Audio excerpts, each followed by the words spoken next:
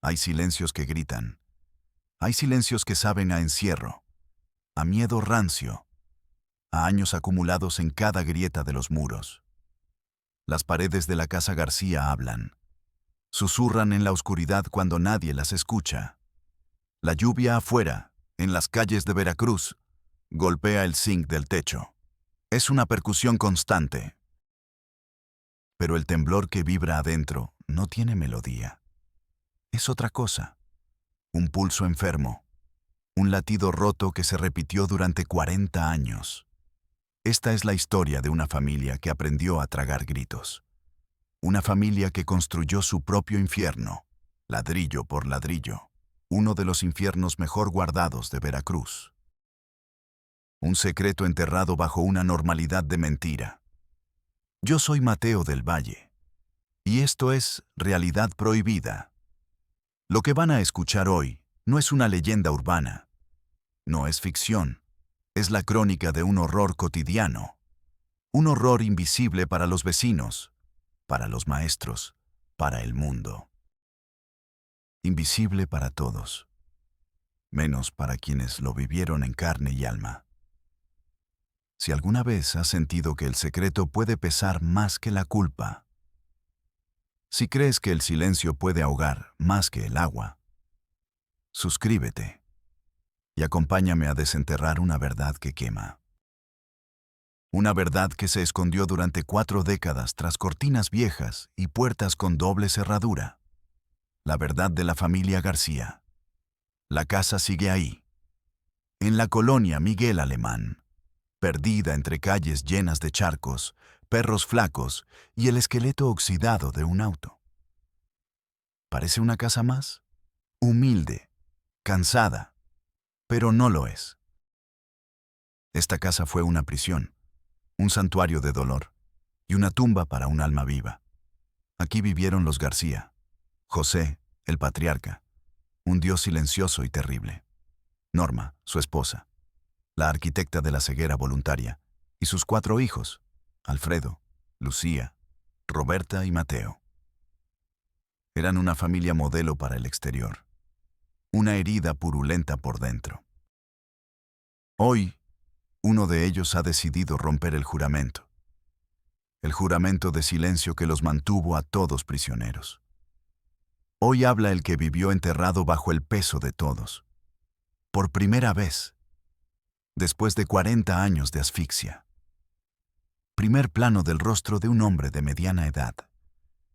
Sus ojos reflejan una fatiga profunda. Sus manos, sosteniendo una taza de café, tiemblan ligeramente. Él es Mateo García, 46 años, cabello canoso antes de tiempo, manos que no conocen la quietud, un rostro que es un mapa de cicatrices invisibles. Hoy ha decidido hablar. Hoy ha decidido cometer la máxima traición según las leyes de su hogar. En la casa García, hablar era traicionar. Callar era sobrevivir. Hoy, Mateo traiciona para poder, por fin, empezar a vivir. Lo que pasó aquí dentro, dice, y su voz es un susurro áspero. Nadie lo sabe de verdad. Mi madre no lo sabe porque decidió no saberlo. Mi padre no lo sabe porque ordenó que no existiera. Mis hermanas vieron sombras, pero aprendieron a mirar hacia otro lado. Solo lo sabíamos él y yo. Y el eco en la habitación cerrada. El eco de los besos que no eran besos. Del tacto que quemaba y hería al mismo tiempo. Del miedo al anochecer. Del terror al amanecer.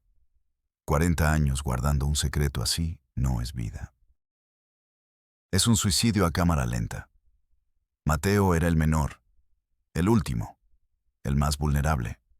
Alfredo era el mayor, el heredero del poder del padre. Lucía, la del medio, la que intentaba poner paz donde solo había guerra. Roberta, la segunda, era una sombra, la observadora silenciosa, la que todo lo veía y nada decía. La madre, Norma, era el muro.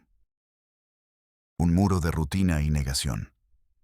El padre, José, era el dios de ese universo. Su palabra era ley. Su silencio, una orden. Nada se movía sin su permiso. Nada se sentía sin su aprobación. Él dictaba cuándo se podía reír y cuándo había que tragarse las lágrimas. Sobre todo, dictaba cuándo había que callar. Todo empezó una noche de tormenta, recuerda Mateo, como en las películas de terror. Una sonrisa rota se dibuja en su rostro. Yo tenía 7 años. Dormía en la misma habitación que Alfredo. Él tenía 14 años. Los truenos hacían temblar los vidrios. Yo tenía miedo. Alfredo se levantó de su cama, se acercó a la mía. Me tapó la boca con su mano. Su mano olía a tierra y a algo más, algo agrio. «Shh», me dijo al oído. «Hoy vas a aprender lo que es ser un hombre, un secreto de hermanos». Pausa. El sonido de unas gotas de lluvia golpeando una ventana. Esa madrugada fue el fin de algo, el fin de la infancia. Alfredo no fue un hermano esa noche. Fue el guardián de una puerta al infierno. Y la abrió para mí. El daño no comenzó con un golpe, sino disfrazado de un supuesto juego retorcido. Un juego sin reglas claras. Un juego en el que siempre se perdía. Alfredo lo llamaba el juego del silencio. Con gestos invasivos e inadecuados, le hacía creer cruelmente que aquello era una forma de amor, que así se querían los hermanos de verdad. Que así se querían los hermanos de verdad. Que el mundo de afuera no entendía ese tipo de cariño. Nuestro secreto nos hace especiales, Mateo. A los 7 años, esas palabras no son veneno, son un evangelio, una condena disfrazada de privilegio. Cada noche se repetía el ritual. Alfredo cerraba la puerta con llave. Ponía una vieja radio de transistores. La voz de un locutor hablando de béisbol o una cumbia vieja llenaba la habitación. El ruido tapaba los gemidos ahogados. El ruido tapaba el llanto silencioso de Mateo. Nada aterroriza más que la certeza de que puedes gritar y nadie te va a escuchar. Mateo aprendió a sobrevivir. Desconectaba su mente. Viajaba lejos, contaba las grietas del techo de yeso. Las memorizó, sabía sus nombres. El río, la serpiente, la cara triste. Eran sus únicos compañeros en esa oscuridad. El sudor frío le corría por la espalda. El corazón le golpeaba las costillas como un pájaro atrapado. El olor de sus propias sábanas se convirtió en el olor del miedo. Aprendió a quedarse inmóvil, a no respirar, a convertirse en un objeto, porque los objetos no sienten. Por la mañana, la actuación. El desayuno era el escenario principal. Mateo tenía que fingir normalidad. Tenía que sonreír. Tenía que hablar del colegio, mientras sentía el dolor entre las piernas y el asco en la garganta. Su madre, Norma, servía el café con leche y el pan duro. Su método para enfrentar el mundo era la rutina. Limpiar, cocinar, servir. Nunca preguntaba. Nunca miraba a los ojos por más de 2 segundos. Sus ojos barrían la superficie de las cosas, sin penetrar jamás. Vio los ojos hinchados de Mateo muchas mañanas. Vio su falta de apetito. Vio el temblor en sus manos. Pero preguntar habría significado romper el orden. Y el orden era lo único que la mantenía en pie. Un día, mientras fregaba el suelo con una furia inexplicable, vio un moretón en el brazo de Mateo. Su mano con el cepillo se detuvo. Por un instante, uno solo, el mundo se quedó en silencio. Miró el moretón. Miró los ojos de su hijo, y en ellos vio la verdad completa. El grito mudo. Norma bajó la vista y siguió fregando. Más fuerte, con más rabia. El sonido del cepillo contra las baldosas ahogó la verdad. La enterró bajo una capa de cera y silencio. El padre, José, era peor.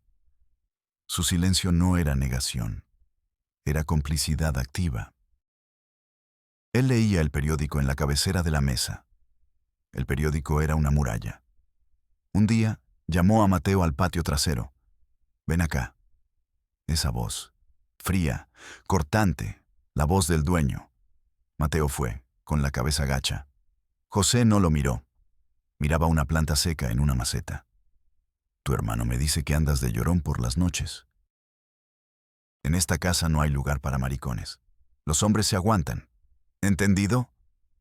No era una pregunta, era una sentencia.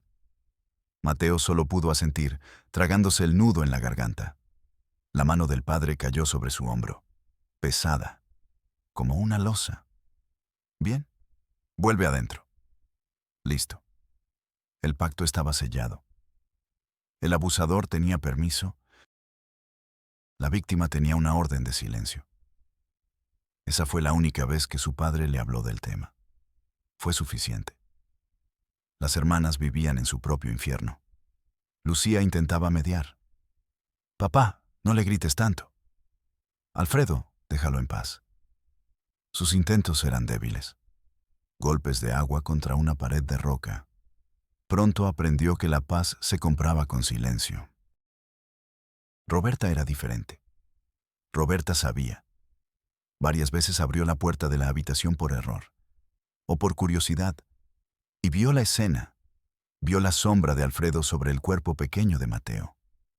Su reacción era siempre la misma, un jadeo ahogado, y cerrar la puerta, muy despacio, para no hacer ruido. Mateo la escuchaba alejarse por el pasillo. Una noche, después de uno de esos episodios, encontró un vaso de leche y un pan dulce en el suelo, frente a su puerta. Fue un regalo de Roberta, un regalo que decía: «Lo sé, no puedo ayudarte, pero lo sé». Ese vaso de leche fue el acto de amor más grande y más cobarde que Mateo recibió en su infancia. A los 17, Alfredo se fue de casa para trabajar en otra ciudad. Se fue sin decir adiós. Se llevó el secreto. Pero el veneno se quedó en las paredes, en el aire, en la sangre de Mateo. La casa se volvió más silenciosa, más muerta. Lucía y Roberta se casaron y se fueron. Huyeron. Mateo se quedó, atrapado, cuidando a los dos fantasmas que lo habían sentenciado. Su padre enfermó. Una dolencia larga que lo dejó postrado. Su madre se convirtió en piedra. La rutina era una cárcel de 24 horas. Darle de comer al padre, limpiar a la madre, comer en silencio, ver la televisión en silencio, dormir en silencio. A los 30 empezó a escribir. Era su único grito. Compró cuadernos baratos y por las noches escribía. Escribía cartas a nadie. Describía el olor de la mano de Alfredo, la textura del colchón viejo, la voz del locutor de radio, el rostro de su madre eligiendo no ver, la mano de su padre en su hombro, el portazo suave de Roberta. Llenó una caja de zapatos con esos cuadernos. La caja era su alma, pesada, llena de tinta y dolor. Un día, Lucía llamó. Hacía años que no hablaban de verdad. «Mateo, me siento muy sola. Ven a verme a Xalapa». Por primera vez en décadas, Mateo desobedeció la rutina. Dejó a una vecina al cuidado de sus padres y tomó un autobús. La casa de Lucía era pequeña. Olía a sopa caliente. Lucía lo abrazó en la puerta y lloró. «¿Por qué estás siempre tan triste, hermanito?». Esa noche, sentados en la cocina, la verdad empezó a salir, como un hilo de sangre. Lucía habló de su propio infierno, de un marido golpeador, de una soledad inmensa. «En esta familia nadie está sano, Mateo. Todos estamos rotos». Y entonces Mateo habló. Le contó de Alfredo, de las noches, de la radio, del silencio. Lucía escuchó sin interrumpir. Su rostro se transformó. La pena se convirtió en horror, y el horror en una rabia fría. ¿Y mamá? ¿Mamá lo sabía? Ella eligió no saber, respondió Mateo. Se quedaron en silencio, el viejo silencio de la familia. Pero esta vez era diferente. Era un silencio compartido, un silencio que empezaba a sanar. Al día siguiente, fueron a buscar ayuda, a un hospital psiquiátrico público. La sala de espera olía a desinfectante y a desesperanza. Después de 2 horas, los recibió la doctora Beltrán. Una mujer seria, con la mirada cansada de quien ha escuchado demasiado. Escuchó la historia de Mateo y revisó sus notas con gesto neutro. Entiendo, dijo al final. Esto corresponde a un caso de abuso infantil prolongado, con graves consecuencias emocionales. ¿Puede ayudarnos?, preguntó Lucía. La doctora suspiró, un suspiro marcado por la formalidad.